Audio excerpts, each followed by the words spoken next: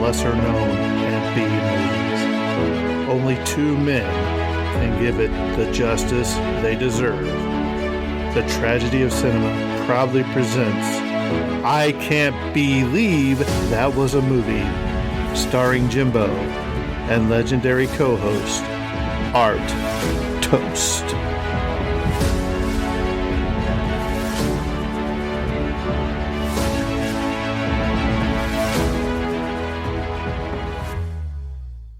All right, guys, welcome back to the Tragedy of Cinema podcast, the I Can't Believe That Was a Movie series.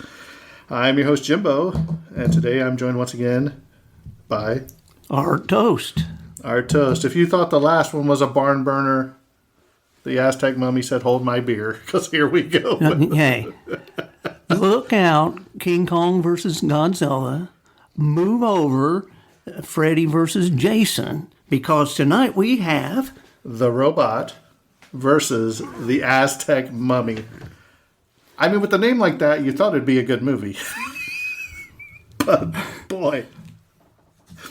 And I don't know if I would have thought it was a good well, but in all fairness, when we watched this movie, I did not know that it was a trilogy. Like, this was the third installment. There is one, I think it's the Aztec Mummy's one. Let me see if I can find it in my notes real quick. The first half of this film is retelling of the two previous films in the trilogy, The Aztec Mummy and The Curse of the Aztec Mummy, using an ample amount of stock footage from both films. I did not know that going into this. To me, I guess I should have known, because when we covered some of the Mummy movies, it went back and used some of the stock footage from the previous, like we did The Curse of the Mummy, and it went back and used some of the Hand of the Mummy or whatever we covered, remember? You don't remember? I remember that. Okay. But I'm saying, would you then classify this as a trilogy with the original Star Wars trilogy? Would you put it in the same category? I don't know. I haven't watched the other two. I don't think it's going to be the same grade as that. Speaking of grades, no. Oh. Go ahead, never mind. Go ahead. Okay. Well, speaking of grades, you want to talk about some of the shenanigans you used to get into when you were in grade school? No, this is a... No? You want to talk about the time you were the hall monitor? No. You don't want to talk about the time you got the globe stuck on top of your head? That's for another time and another podcast. All right. So you can tell it's going to be one of those podcasts, right? And honestly, I did not know that this was a badly dubbed Spanish movie, Mexican movie, if you will, foreign film. Because when I started watching it and their lips didn't add up, I said, "Oh boy." I said, "I don't know if I can do this." But well, that duet with any Godzilla movie. But I was reading that in the Spanish/Mexican culture, that when they always do something like a mummy movie or something like that, there's always, like the third installment, there's always like a science fiction twist. And I did not know that. I was reading a review of one of these online, and he talked about the history of the foreign films like that. So maybe once we cover some more of these, we'll get into it. But here we go. The Robot versus the Aztec Mummy from 1958. Dad, how old were you? 3? 3. That's been a long time ago. Wow. Did you happen to watch this film before your showing today? Actually, I watched this, probably back in the 70s, because I bought an old VHS tape of it. Not in the 70s. When they come out. We got our first one when Indiana Jones came out in the Last Crusade. Well, I bought one for a couple, $2 or $3 at some store because it was cheap. You get what you paid for. And I'll make a comment on that in my comments at the end. Oh, okay. So here we go. The best part about this movie, it was only 65 minutes. So a little over an hour, they got in and they got out. But I guess probably because they already told the story in 2 other movies that we didn't know. But here we go. The director was Rafael Portillo. The writers were Guillermo Calderon for the original story. And are you laughing already? No. And Alfredo Salazar for the adaptation. The producer was Guillermo Calderon. The composer was Antonio Diaz Conde. The cinematographer was Enrique Wallace. The editor was Jorge Bustos. And production designer was Javier Torres Torilla. So, Dad, if I can know all that, surely you can know the cast. But I've told him to tone it down because it's going to be toned down. Yeah, because even the ones he's going to have to do, he's going to pronounce them wrong, and we don't want to offend anybody. So I I could not find a budget for this film. That explains a lot. That explains a lot. Give you a little bit of the technical details before I give a synopsis. The runtime was 65 minutes. The sound mix was mono. The color info, it was a black and white film. Aspect ratio was 185 to 1. Laboratory was C.L.A.S.A.A, Mexico. So its laboratory was actually all filmed in Mexico. The negative format was 35 millimeter. Process was spherical, and the printed format was 35 millimeter. The country of origin was Mexico. The languages was Spanish. What is this? The international release dates for Mexico was July 17, 1958, and the United States it just says 1959. So I'm not really sure when it was released here. Here it is, right here, July 17, 1958, which was derived from the earliest release of. Looks like July 17th of 1958. So right around there. So here we go, Dad. The synopsis, as you would like to say, synopsis. A mad doctor builds a robot in order to steal a valuable Aztec treasure from a tomb guarded by a centuries-old living mummy. And even reading that description, I don't even think that was in the movie. What was the doctor mad about? Oh. So, Dad, go ahead and take care of some of the cast before we start talking about I'm just going to go over a few names of the cast, and my apologies to all of our Spanish friends. I'll butcher them, but I don't talk real good English either, so my apologies. Ramon Gay was in this. Rosetta Arnius, she played Flor. Crow Alvarado was Pine Kate, and Luis Achilles Casanova was Dr. Crump. And then I'm going to give credit to the mummy. About the robot, you can give credit to I'm going to give credit to the robot, too. The mummy was Angel Di Stefani, and the human robot was Adolfo Rojas. The you think robot in this, you think it's going to be like a Mechagodzilla where it's a fully functional robot. No, this is a robot that has a human head. Well, I guess encased it still. It's a sight to behold. So, Father, I think I'm going to let you take the reins and give us the rundown of the movie as we're going, and I'll chime in every once in a while because this is your bad boy you wanted to do. All right. The robot versus the Aztec mummy. At the very beginning of this, they're talking. It already lost me right at the very beginning because we're just showing these pyramid things. Well, and they say that this is a real story. It says all the thing is real, laced with fiction or something. Yeah, it's giving you a little bit of real history of the Aztecs and then creating what we have tonight. But anyhow, this guy have all these doctors things, important people, scientists, whatever. They come to his house, and they had been to something before because he's wanting to prove something, and they had put his wife under hypnosis. And the story that she had told was that she had lived as a princess or whatever in a previous life, and her and her lover was going to do something. They got him, and they held him and going to bury him alive. Yeah, they fed him some sort of like poison or something. Bowl of soup or something. They held his head back and poured it down his mouth, and they buried him alive.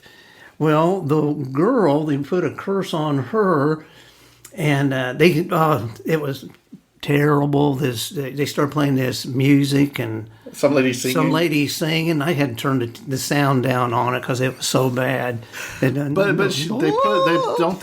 the breastplate and the bracelet on her. Yeah, that's what. And then she kind of just walks down the aisle, or was she doing that? She walks down, and then the guy picks her up and lays her on this. Well, she kind of does this like laid out thing in the middle of the aisle, and you're like, what is going on? And he picks her up and carries her up to, I guess, where he's going to sacrifice her, which we come to find out. Well, they explained that in probably the episode 2.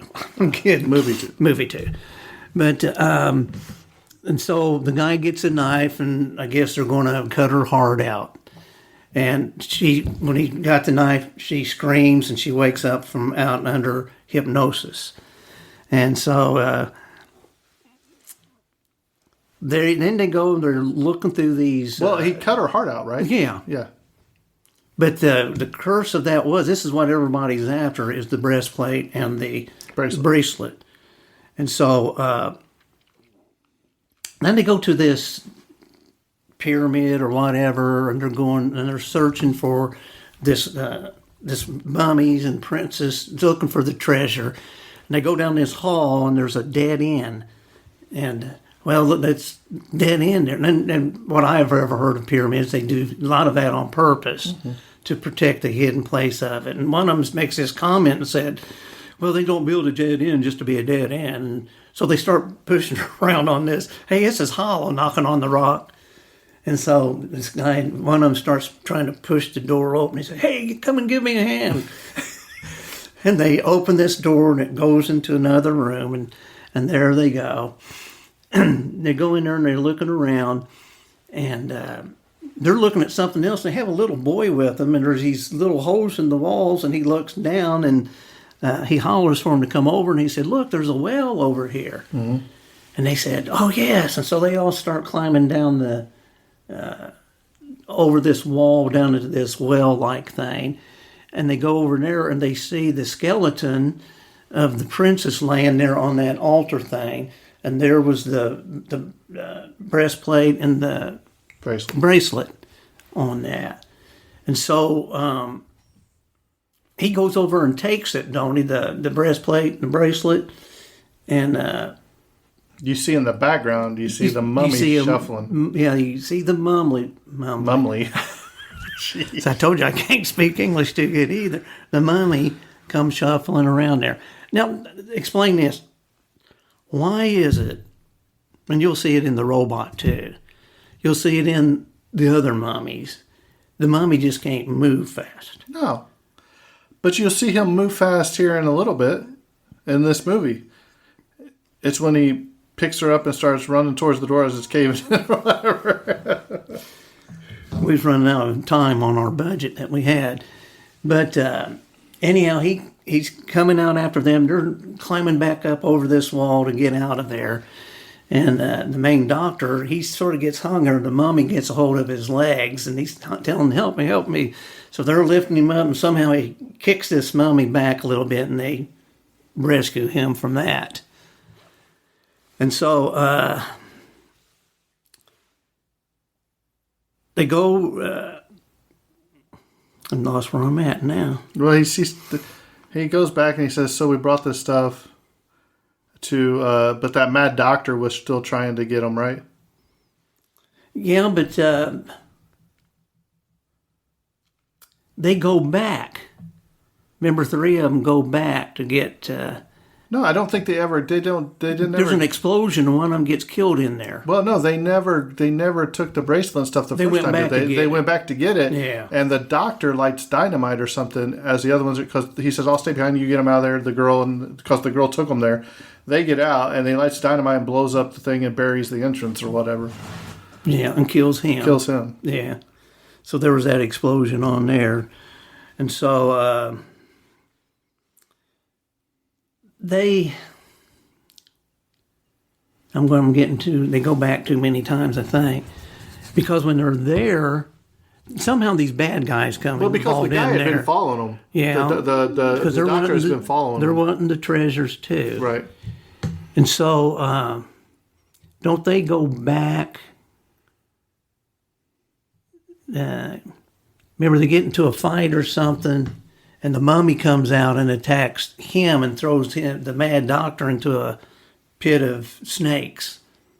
Mm-hmm. Cobras. Yeah. And they go and look. But that's not there. That's when they have the main guy. They have him writing out the map or whatever to tell where the stuff is, because they're going to kill him. The people are going to kill him. And the mummy comes busting in.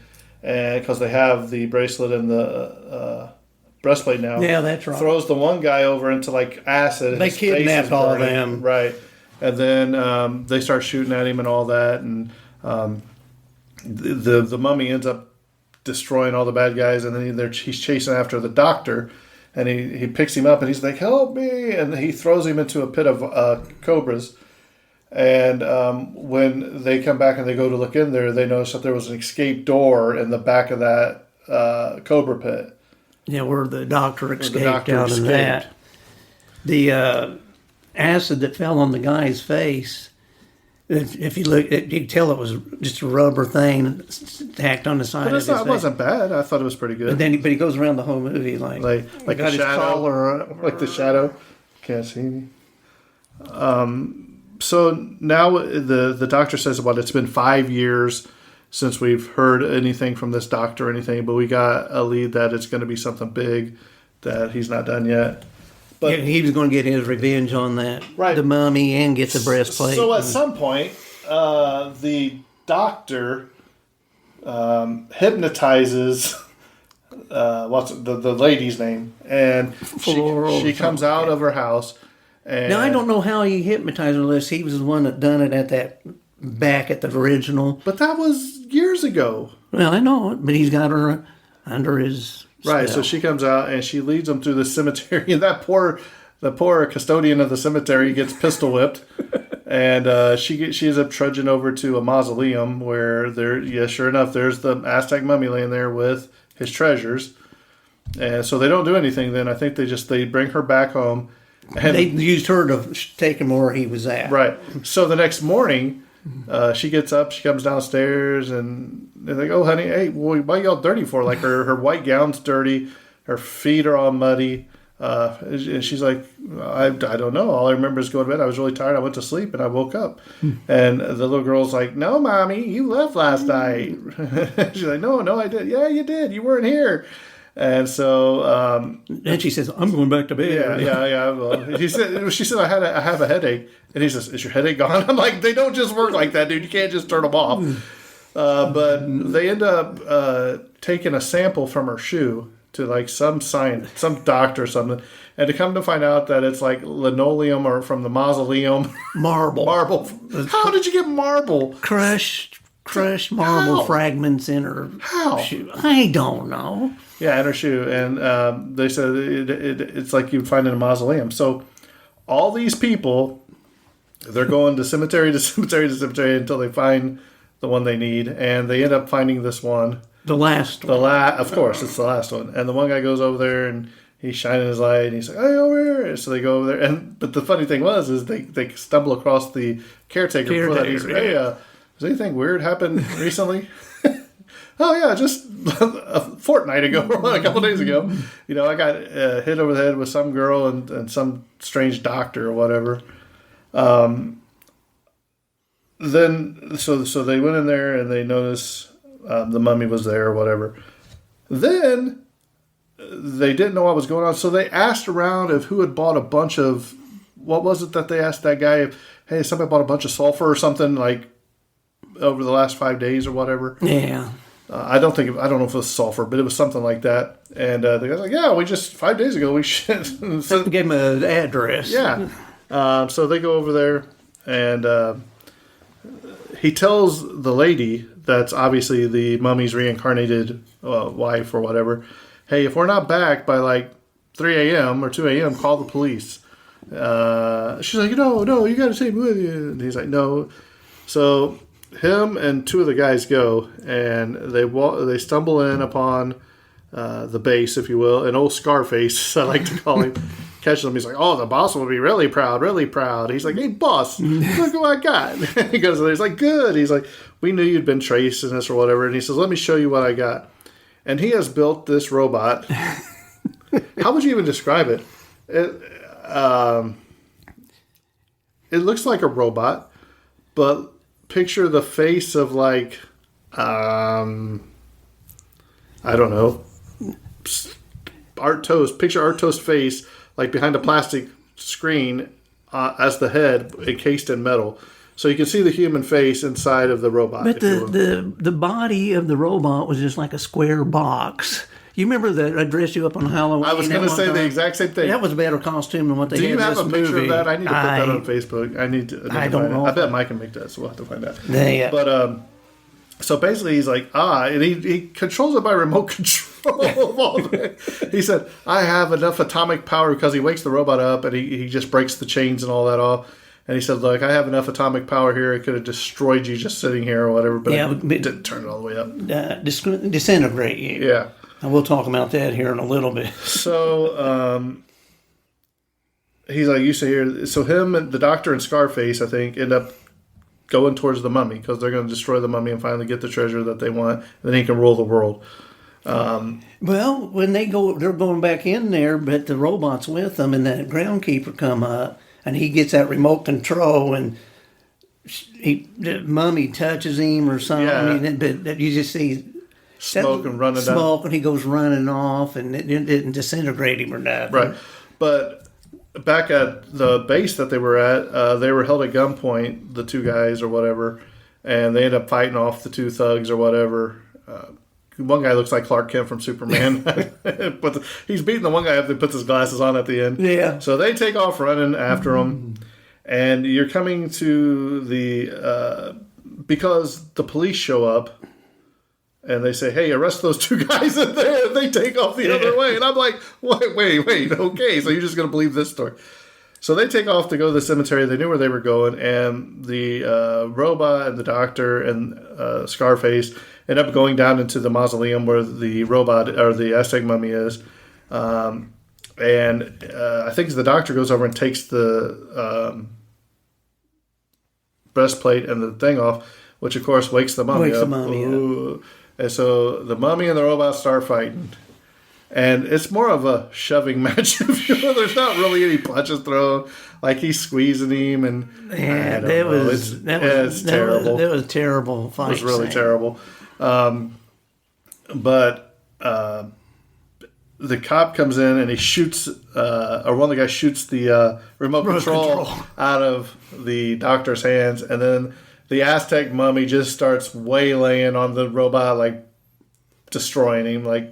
Well, because he's powerless. Yeah, just like junk. Because he was a remote and he turns around and he sees the Scarface and the Doctor in like a corner, and the Aztec mummy goes after them.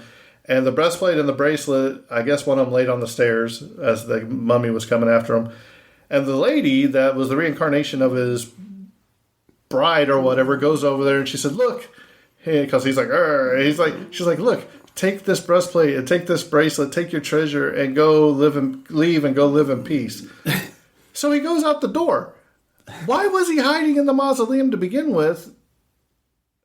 To protect that stupid breastplate and. But she gave him the breastplate and the thing again. Why wouldn't he just go back and lay down right there? Well, I don't, because they know where he's at, I guess. I don't know. It was really weird. And then you have the end.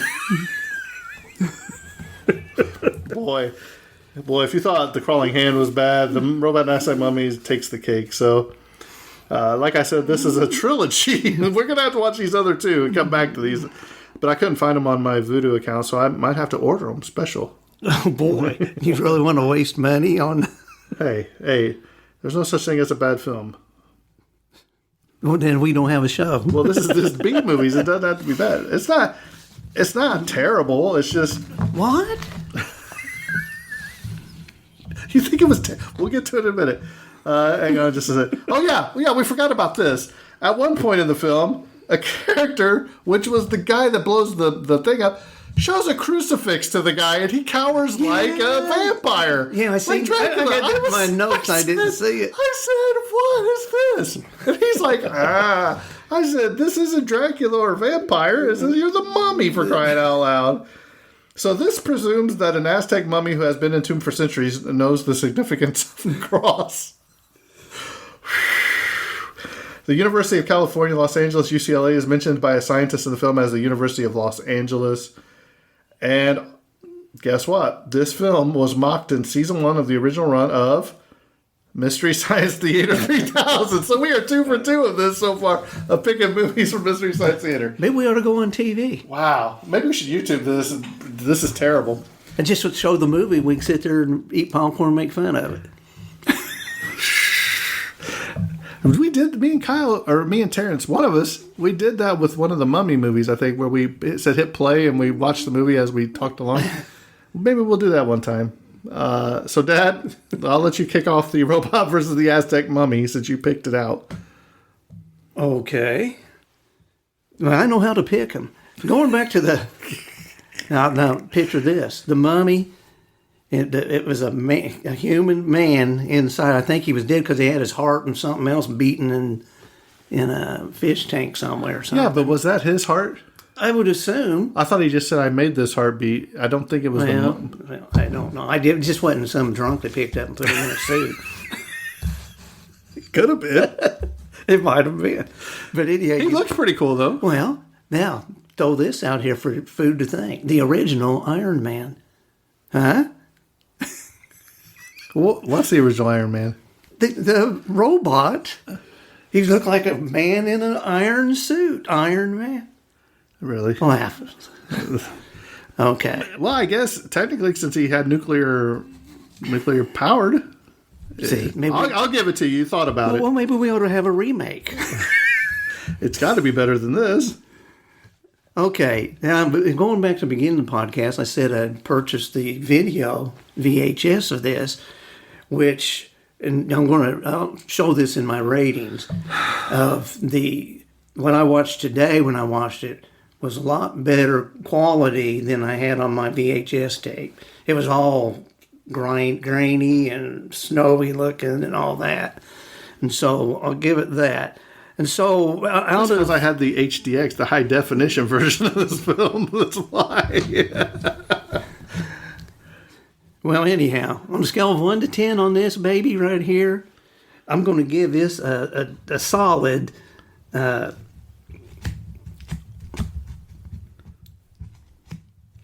you thinking? I'm thinking probably a solid 1.5 Out of 10?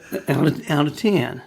And the reason is I gave it some because of the high depth that it was I could see it better for one, and I'd given it the half is because it finally came to an end.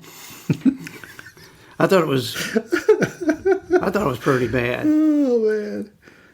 It's the Crawling Hands was at least 3 points higher. It was hands above this movie. Is that what you're saying? Right, and so that's what I based that on. What are you going to give it, a 7? No. Well, here's my You gotta thing. be kidding. I think for the time period 1958, I think the problem is you had already set the standard of what a robot should look like with Forbidden Planet and some other of the sci-fi movies of that time. So when you get to this robot, it doesn't hold a candle to some of those. The Aztec Mummy, I thought he looked pretty cool. His makeup. Yeah, the mummy did look really good. So I can't take nothing away from that. So, and it's like you said when we covered, I think it was Frankenstein meets the Wolfman, or versus the Wolfman, or whatever. The reason a kid or somebody would want to watch this is to see the fight between the robot and the mummy. And once again, it disappointed us because at the end you get a couple of pushes either way and then crunch the can. For me, it was hard because it was dubbed in English and it was dubbed pretty poorly. I think the doctor did a really good job in this, the evil doctor. I liked Scarface. He was wanting to kill the mummy because of what he did to his face, which I see that as revenge. I just wish I would have known it was a trilogy, so we would have probably shoved this off to the end and we could have just covered the whole trilogy at once instead of having to cover 2 more movies. So I'll have to look for those, see if I can't find them, and make you watch them. Oh, please. Maybe we'll cover them both in one episode. That way we don't have to do 2 episodes. When you watch them first 2, it may make this here look really good. Well, that's what I'm saying. But then again, it may look really bad because of all the stock footage they used. They probably didn't really add anything new to this except the very end. Oh, the 3 pushes? Right, the 3 pushes and the crunch. So for me, and I'll tell you what else I liked. It was only 65 minutes long. It was an hour. So it got in and got out, told the story pretty quickly. That's why you didn't have a big fight scene. But for crying out loud, could we have at least some lasers or something come out, or the Aztec something, put a chokehold on him or something? It would have been nice if they, I know that's the big finale of everything, But if they would have met a couple times previous to the end of it and having a little bit of a fight. Or is the guy in the robot suit somehow connected to the mummy in some way? You know what I mean? Is there a backstory there where the actual guy in the robot suit would have been connected to the mummy? It would have long made, distance cousin. well, whatever. It would have made some sense if he was a descendant of the guy that sacrificed the mummy and his bride or something. If the guy could have found him, I don't know. I'm grasping at straws here because I hate being bad on movies because everybody has a personal investment. Some people, the people that made this, have it.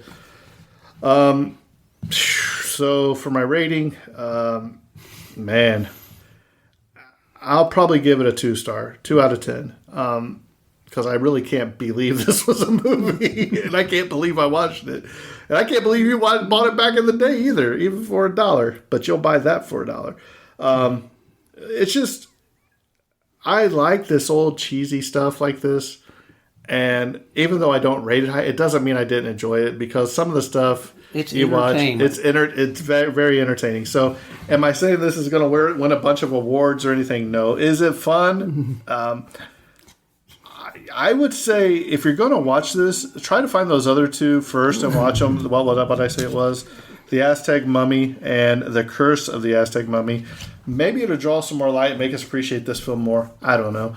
But I liked it for what it was. And once again, it's one of those movies that I bought and had never watched because, hey, if it's on sale, I'm a sucker for a sale. So we're going to buy it. So if it wasn't for me, you wouldn't have watched it. No, you made me choose between this and The Giant Behemoth, remember? So I did help pick out on this one. So have you ever watched that? What? The Giant Behemoth. No, but guess what? The next time we record, we're going to do The Giant Behemoth. That ain't. I watched it. It ain't bad. That means it means it ain't good either, right? I'm wanting to say that Harry House done the works on that. The claymation. You mean Ray? Ray. Yeah. When I say Harry. The stop animated stuff? Yeah. Yeah. I think it was. It was either that or the Beast from 250,000 Phantoms or whatever. That wasn't bad either. It wasn't good either, though. Here we go. Both of them are probably better than either one of these first two we've done. Well, then here. hopefully that'll be a I Can't Believe movie you have to see. So we'll see. We'll see. So if you'd like to reach us, we are the Tragedy of Cinema at gmail.com. We're on Facebook. We might have Old Art Toast around a few more times. See what happens. And we're going to have to start diving back into our Universal Monster stuff because, let's face it, we've already covered pretty much all the good ones. Now we got to get down to the nitty-gritty Universal Monster series shows where they start talking about the giant bugs and all that stuff. So Tarantula and all that, I think. You don't like Tarantula? No, I thought it was good. I thought that was one we were going to be doing, but dude, you didn't even pick it. No. Well, you wanted cheese, and I got it for you. Oh, no. You picked this cheese out. Well, cheese whiz. Well, cheese and crackers. Well, with that being said, I think this episode's coming to close, and that's a wrap. And cut.